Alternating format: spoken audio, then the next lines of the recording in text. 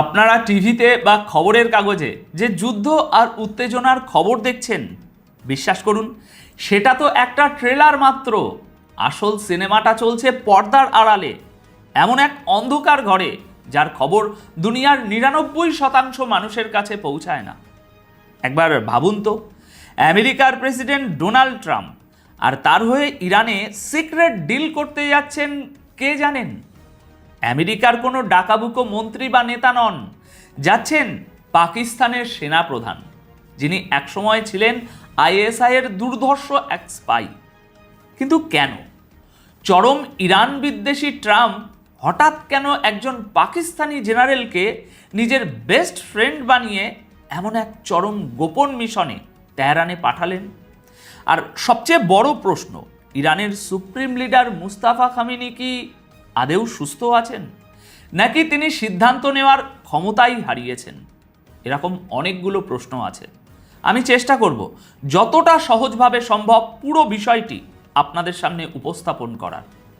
দেখুন দর্শক, এই যুদ্ধে আসল খেলাটা কিন্তু পর্দার আড়ালে হচ্ছে। আর পর্দার আড়ালের সবচেয়ে বড় খবর হলো এই প্রথমবার, হ্যাঁ, ফর দ্য ফার্স্ট টাইম ট্রাম্পের নিজের কোনো টিম তেহরানে পৌঁছেছে, ইরানে পৌঁছেছে। আর সবচেয়ে আশ্চর্যের ব্যাপার হলো এই টিমকে কোনো আমেরিকান কিন্তু লিড করছে না, একে লিড করছেন ট্রাম্পের অত্যন্ত খাস মানুষ, পাকিস্তানের ফিল্ড মার্শাল তথা আর্মি চিফ জেনারেল আসিফ মুনির। ইনি সেই আসিফ মুনির যিনি এই দুনিয়ায় একমাত্র আর্মি চিফ, যিনি ট্রাম্পের সাথে ব্রেকফাস্ট করেন, লাঞ্চ করেন এবং ফোনে সরাসরি কথা বলেন। আর ট্রাম্প এই আর্মি চিফকে নিজের বেস্ট ফ্রেন্ড বলে ডাকেন। এখন ইরান থেকে যে সমস্ত খবরগুলো আসছে সেই অনুযায়ী ট্রাম্পের একটা বড় ডিল নিয়ে, আমি এটাকে নিছক খাম বা চিঠি বলবো না, একটা বড় ডিল বা চুক্তি নিয়ে তিনি ইরানে পৌঁছেছেন, যেখানে কিছু শর্ত আছে, চুক্তির কিছু কন্ডিশন আছে। আর এই সফরটা হয়েছে একেবারে হঠাৎ করে। কিছুক্ষণ আগেই ইরানকে জানানো হয়েছিল যে আসিফ মুনির ট্রাম্পের বার্তা নিয়ে আসছেন, ওনার সাথে একটা বিশাল বড় প্রতিনিধি দলও আছে। তাই পরিস্থিতি বুঝে ইরানের বিদেশমন্ত্রী আব্বাস আরাকাচি নিজে আসিফ মুনিরকে স্বাগত জানান এবং তারপরই কথাবার্তা শুরু হয়। এখন আসল বড় খবরে আসার আগে আমি চাই ইরানের সরকারি মিডিয়া এই বিষয়ে যে সমস্ত তথ্যগুলো সামনে রেখেছে সেগুলো আপনাদের সাথে একটু শেয়ার করি। ইরানের সরকারি মিডিয়া প্রেস টিভি লিখছে যে পাকিস্তানের আর্মি চিফ আসিফ মুনির ইউনাইটেড স্টেটস অর্থাৎ ট্রাম্পের একটা নতুন বার্তা নিয়ে তেহরানে পৌঁছেছেন। ওনার সাথে যে প্রতিনিধি দল রয়েছে তা কিন্তু বেশ বড়, যার মধ্যে বিদেশ মন্ত্রক, নিরাপত্তা প্রতিষ্ঠানের প্রতিনিধিরা এবং টেকনিক্যাল এক্সপার্টরা রয়েছেন। টেকনিক্যাল মানে যারা পরমাণু বিষয়ের ভালো জ্ঞান রাখেন। অর্থাৎ এক প্রকার আপনি বলতেই পারেন যে মিস্টার মুনির ট্রাম্পের একটা নতুন ডিল নিয়ে তেহরানে পৌঁছেছেন। তাহলে দর্শক, পর্দার আড়ালের আসল খবরটা কি? দেখুন, বড় খবর এটাই যা আমেরিকার মিডিয়াও লিখছে এবং ইরানের মিডিয়াও ইঙ্গিত দিচ্ছে। আর্মি চিফ হওয়ার আগে আসিফ মুনিরের প্রোফাইল যদি আপনারা দেখেন, তবে তিনি আইএসআই প্রধান হিসাবে সবথেকে বেশি নাম কামিয়েছিলেন। যখন তিনি পাকিস্তানের এই গোয়েন্দা সংস্থার প্রধান ছিলেন, অর্থাৎ সুপার স্পাই ছিলেন, তখনই তিনি পাকিস্তানে আসল পরিচিতি পান। তাই স্বাভাবিকভাবেই তদন্ত করা বা নজরদারি চালানোর যে সহজাত ক্ষমতা ওনার মধ্যে রয়েছে তা অত্যন্ত প্রখর। উনি মূলত একজন গোয়েন্দা। তাহলে মিস্টার আসিফ মুনির কি ট্রাম্পের হয়ে ইরানে গোয়েন্দাগিরি করতে পৌঁছেছেন? দেখুন, মিডিয়ায় এখন এমনটাই বলা হচ্ছে, এগুলো আমার কথা নয়, মিডিয়া বলছে। আপনারা হেডলাইনটা দেখলেই বুঝতে পারবেন যে আসিফ মুনির মুস্তাফা খামেনির সাথে দেখা করতে চান। আসলে মুনির সেখানে এক প্রকার ট্রাম্পেরই প্রতিনিধিত্ব করছেন।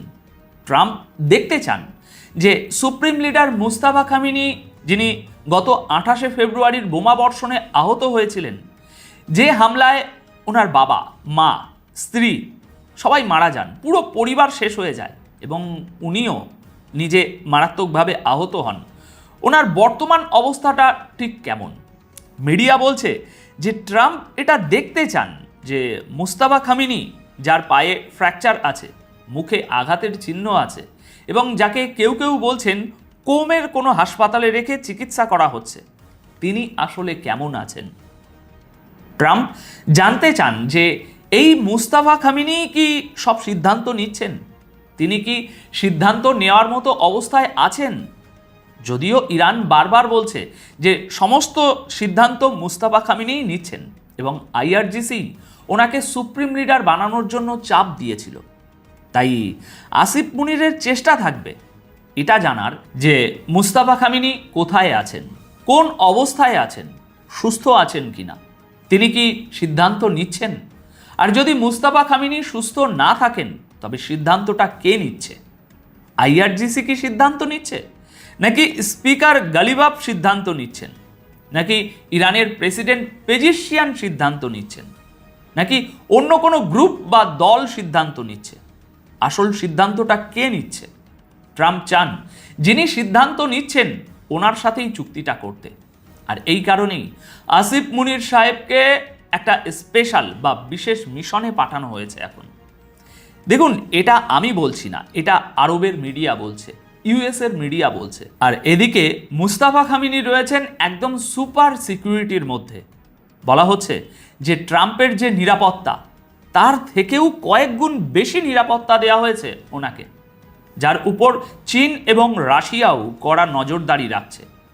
তো এই চরম সুরক্ষার মাঝে ইরানের সরকার কি আসিফ মুনিরকে মুস্তাফা খামিনির সাথে দেখা করতে দেবে, নাকি তারা দেখা করতে পারবেন না? আর যদি দেখা হয়ও তবে সেটাকে কি টপ সিক্রেট রাখা হবে? এর মধ্যে জড়িয়ে আছে অনেক বড় বড় জটিল প্রশ্ন। আর এই সব প্রশ্নের উত্তর দেওয়া কিন্তু মোটেও সহজ নয়। দেখুন, ট্রাম্প একজন ধুরন্ধর ব্যবসায়ী। আসিফ মুনিরের মতো একজন সুপার স্পাইকে পাঠিয়ে ট্রাম্প আসলে এক ঢিলে দুই পাখি মারার চেষ্টা করছেন। পাকিস্তানের বিশ্বস্তটাও যাচাই করে নিলেন, আবার ইরানের আসল সত্যটাও বের করে আনার চেষ্টা করছেন। এখন আপনাদের কাছে আমার প্রশ্ন, আপনাদের রাজনৈতিক বুদ্ধি কি বলছে? ট্রাম্পের এই চরম গোপনীয়তার পিছনে আসলে কি কারণ বলে আপনাদের মনে হয়? আসিফ মুনির কি পারবেন ইরানের সেই গোপন সত্যটা বের করে আনতে? আপনাদের মতামত কমেন্ট বক্সে অবশ্যই জানান। দেখা হচ্ছে পরের ভিডিওতে এমনই কোনো রাজনৈতিক বিশ্লেষণের সাথে। ভালো থাকবেন, সতর্ক থাকবেন। ধন্যবাদ আপনাদের সকলকে।